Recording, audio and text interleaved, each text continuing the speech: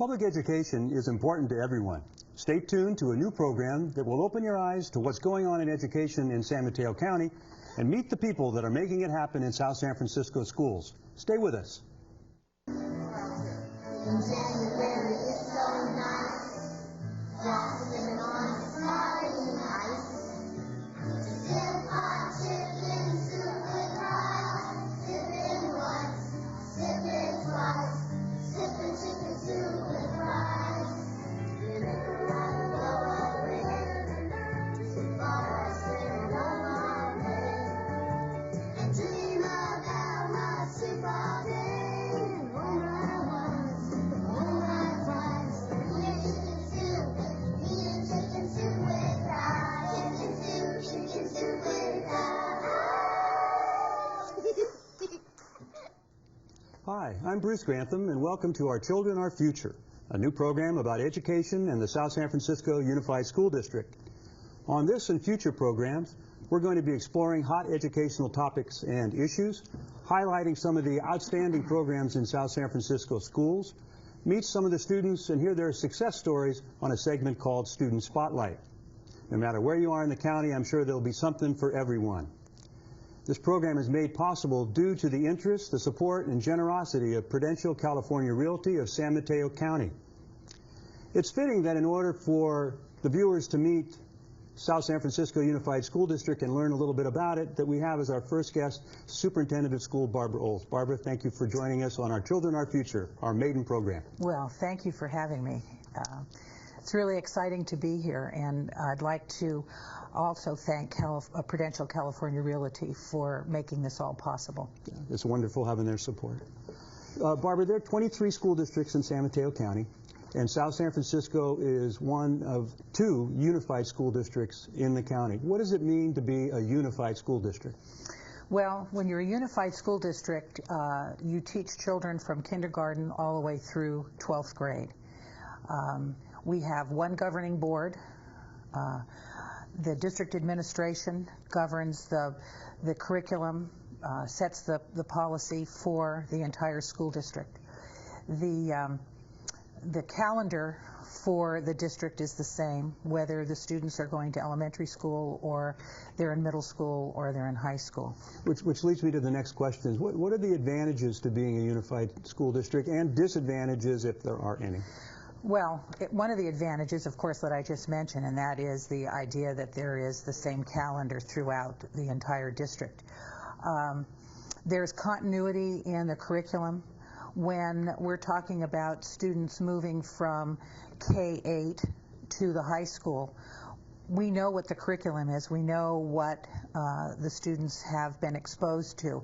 So we're not having to go to 2 or 3, 4 different districts to determine where the student should be in the high school classes.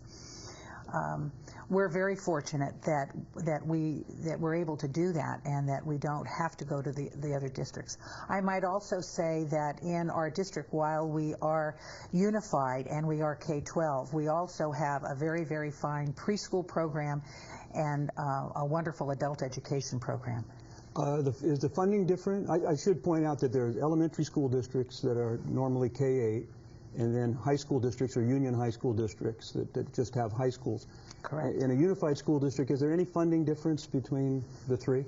Well, the schools are funded based upon either their revenue limit or if they're basic aid, and I'm sure that you're going to have a program on that. We'll do a whole new show on that. We'll do a whole show on finances. Sure. But there are some funds that we get that are categorically funded, and because we are a unified district, the amount that we get is a little bit more than we would get if we were elementary, but a little bit less if we were a high school district. Any disadvantages to being a unified school district? I don't really think so. We function quite well, and we're a wonderful school district, and I'm glad that we have this opportunity to share what we do with other districts in the county and parents. Let's give the viewers a little snapshot of the district itself. How many schools in South San Francisco? We have 16 schools, 10 elementary schools, they're K-5, 3 middle schools, grades 6, 7, and 8, 2 comprehensive high schools, a continuation high school. We have preschool, and we have an adult education program. What's the enrollment? Well, our enrollment this year district-wide is up a bit. We have about 9,400 students this year. We're up about 200 from where we thought we were going to be. Previous 5 years, we were in declining enrollment. This year, our projection was that we were going to continue to decline, but we have more students this year than we thought we were going to have. So in the past, you have been in declining enrollment. What are the implications for a school district that is in declining enrollment? Well, we are funded by the number of students that we have. And so obviously, if we have less students, we're going to have less funding. So when our assistant superintendent for business determines the budget, obviously if there are fewer students, then we have less resources to work with. And again, that's a conversation that you're probably going to have when you talk to the fiscal expert. Definitely. Well, in terms of student achievement, how do South San Francisco students match up with other students in the county in terms of scoring on state standardized tests? Well, you talk about student achievement, and student achievement is much more than just standardized tests. However, the state testing program has really caused parents to focus on API, AYP, and all those other letters of the alphabet. And I'm sure we don't understand those letters. No, and again, another show. Another show. Yeah. But the state testing program, there's 2 tests primarily.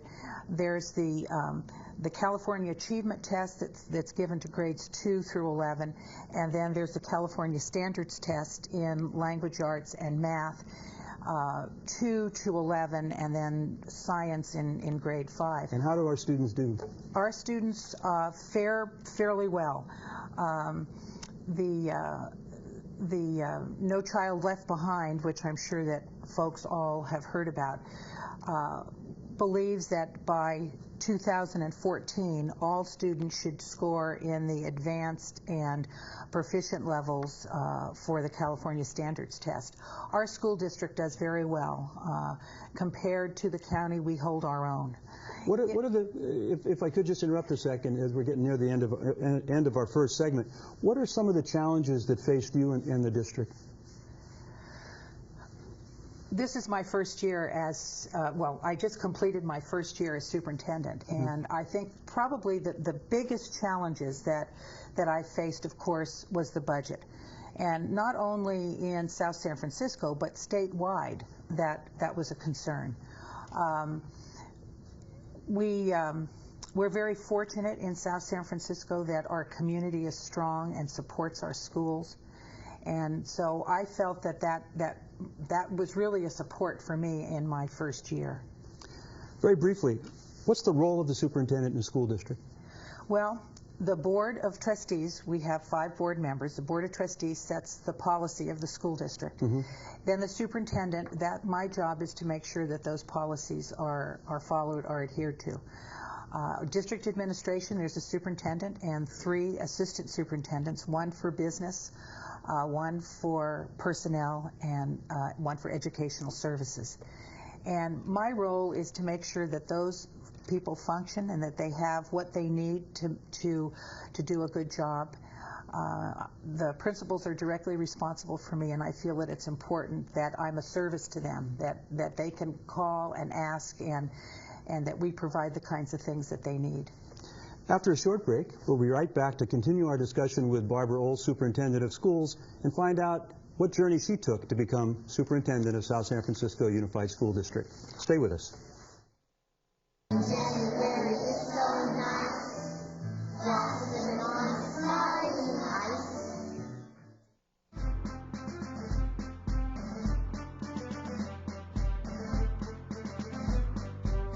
If every single person voted, then it could change the whole world. If you vote, then your voice is heard. Even if you don't have an opinion on other stuff, you want to vote for stuff with your community. One vote can change anything. Register and vote. You are a role model for people that are in a couple of years going to vote. And if you don't vote, then they probably won't vote. And then pretty soon we're only going to have like 5 or 6 people in the whole USA voting. If everyone had the same opinions in the world, it would be boring. You should vote. I vote if I could.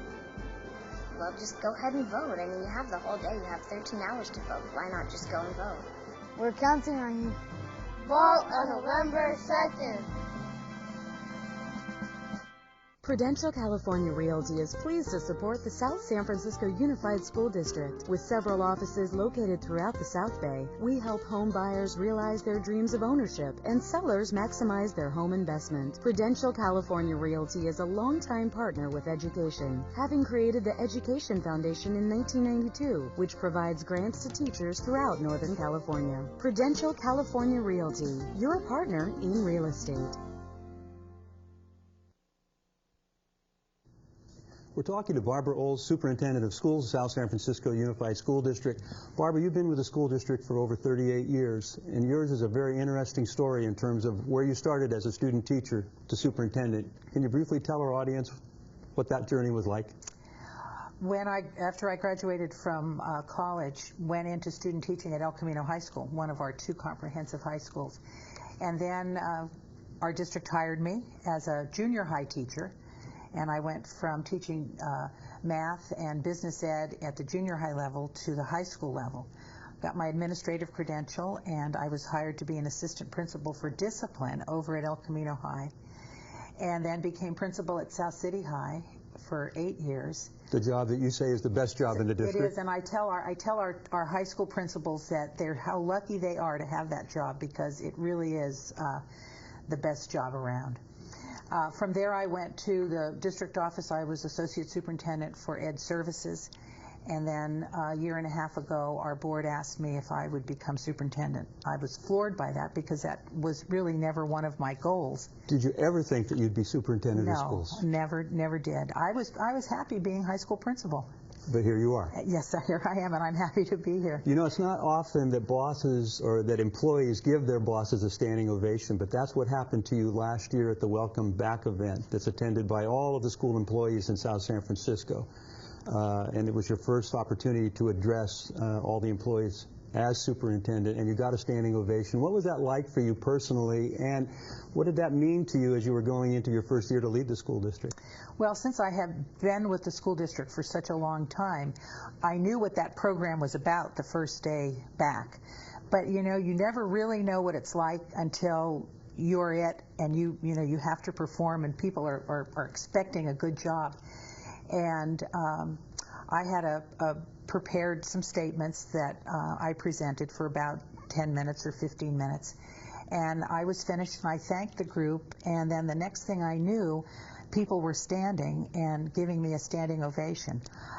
I can't express in words how that felt. I was so touched by that, and I think about it often, and it's a marvelous feeling to think that the people that you have worked with all those years really think that much of you, that they would honor you that way. It says a lot about you, Barbara, as a person. It says a lot about the employees in South San Francisco. We have some video from this year's Welcome Back event. Let's take a look at that now. You might recall last year I shared a story with you about my son Robert and his advice to me about giving that speech last year. If you recall, I rehearsed my speech for Robert, and he gave me all kinds of advice about what I should say, what I should do. Well, last night, I asked Robert to listen to my presentation and to let me know what he thought of my speech. He shrugged his shoulders and he said, "Mom, now you're on your own." Well, I can do without Robert helping me with my speech, but I cannot do without each and every one of you working together with me to accomplish the goals for our students of the district. I believe in a team approach, and I truly believe that together there is nothing that we can't accomplish as a district. This year you're truly on your own, Barbara. Yeah, I am. Your yes. son made that perfectly clear. Last year was your first year as superintendent. What were some of the accomplishments that you're most proud of that first year? Well, as you know, several years ago, the district, the voters in the district passed an obligation bond so that we could renovate our schools, and we've completed that project last year, and our schools look great. And I know you're going to have a whole spot on that, so I won't go into that too much. The other thing that we did that I felt it was really important, and that is in the area of communication with our staff and our parents, and that was our district's website. We were able to create an interactive website. We have all of our schools have their own websites in the district's web. It is interactive. We encourage people to look at it. We've got lots of information. In fact, I believe there's an advertisement for this program on the website. Yes, there is. In addition to that, our elementary teachers worked very, very hard to create and implement an electronic report card for our K-5 students, and that was a lot of work, and we were able to complete that. One of the things that I truly believe is that there needs to be administration, whether it be the principal or the superintendent, that is accessible to our students, our staff, and our parents. And I really believe that last year I was able to accomplish that. I said to staff, please come by and see me, when you're in the district office. And I also like our parents to stop in, and people have done that. I've received emails from the website. Barbara, South San Francisco Unified School District is well respected in the county and the entire Bay Area. What makes South San Francisco such a unique school district? Well, I think it's because we stay there. Like, look at me, I've been there for 38 years, and you've been there a long time as well. But our parents, they stay in town. They have children. And when I was principal, I had some of my students from many years past say, Mrs. Olds, I want you to meet my son. And here I am, a second generation. Share a little story just about tonight. We're having a guest on, and I'm not going to spoil that, so I won't say too much, but when the mom came up tonight and introduced us, she said, Mrs. Olds, I went to El Camino High School while you were there. So it's that camaraderie, it's that sense of belonging, and really, you'll go places, Lake Tahoe, Las Vegas, wherever. Oh, Mrs. Olds, do you remember me? So I think that's what makes us special, is because we do have that cohesiveness. And, so many of the students that have gone through South San Francisco schools come back to us as employees, both certificated teachers and classified employees, and I think that's pretty special. But I think South San Francisco is a unique place, and I think you would agree with me that we hope it stays that way, and people continue to come back and be a part of the district for a long, long time. Mrs. Olds, thank you for being with us this evening. We look forward to talking to you more. Hope you can come on again.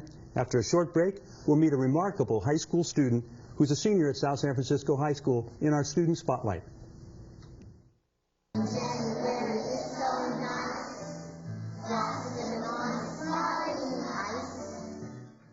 If you live on the peninsula, there's only one place to get the latest news on business, sports, politics, education, and your community. Peninsula TV, Channel 26, the Peninsula and South Bay's Emmy Award-winning programming resource. For more information or for a programming schedule, go to PenTV.tv or call us at 650-637-1936. Peninsula TV, your community programming channel. Join the gang's Mark Simon and Bob Marks for live election night coverage. Live election night coverage on Peninsula TV, Channel 26. Get the latest results. Plus analysis about the state and local races. And hear from personalities from throughout the area. Peninsula TV. The only place to be on election night. Live November 2nd at 8 p.m. For more details, go to PenTV.tv. Emmy Award-winning Peninsula TV provides a large multifunctional TV studio and video production facility, state-of-the-art equipment, and affordable prices. Let our professional staff and crew produce your company or organization's next video, or create your own TV series and air it on one of the Bay Area's largest community cable channels. Contact Peninsula TV at PenTV.tv or call 650-637-1936. Welcome back. I'm here with South San Francisco High School senior Nina Ivanova and her English teacher Eric Migdale. Mr. Migdale, Nina, thank you for joining me on Our Children, Our Future on the Student Spotlight segment. Nina is not your average high school senior, although she would like to think that she is. But I'm going to read some of this because I want to make sure I don't get it wrong. Nina is ranked number 2 in her class with a grade point average of 4.36. That's well over an A. And like most honor students in high schools, last spring Nina took the Scholastic Aptitude Test, verbal and math section, and tests for advanced placement in history and biology. She earned a top score of 5 on both her history and biology AP test. While this is highly commendable, Nina also scored 1490 on her Scholastic Aptitude Test, perfect score of 1600. But most extraordinary was the fact that Nina scored a perfect 800 on the verbal section of the SAT. That's not real common. What makes this even more compelling is English is not even Nina's first language. Nina, from what country did you immigrate to the United States, and what languages do you speak? I came from Ukraine. It was in 1999, almost 5 years ago, and I spoke Russian and Ukrainian and a little bit of English. And you came here 5 years ago. Mm-hmm. And in that period of time, you have become comfortable enough and mastered English enough to score a perfect 800 on your SATs. That's impressive. Apparently. Where did you start school? I was at Westboro in 7th grade, and for 9th grade I went to South San Francisco High School. Before that, I went to school in Ukraine from the time I was 6. How much English did you know when you came to this country? I could read it well enough, and I could understand it. I didn't speak it much because I didn't want to do anything wrong. Mm-hmm. So I had learned English in Ukraine, though. So you had a little bit of foundation before you came here, but you were on the fast track as far as learning English when you got here, weren't you? Mm-hmm. Mr. Migdale, what is the Scholastic Aptitude Test, and what does it measure? What's its purpose? Well, its purpose really is to measure the cumulative learning that a student has achieved over the course of the years up to the time they take the test. The most obvious purpose for which it's used is, the most publicized one, is to allow schools of secondary education, colleges and universities to have a standard basis of comparison for students across the country so that they can oftentimes set a threshold of students at which they'll look. It also provides us with some information as to areas that we can look at in our own curriculum to offer better services to our students. What's the significance of Nina scoring a perfect 800 on her SATs?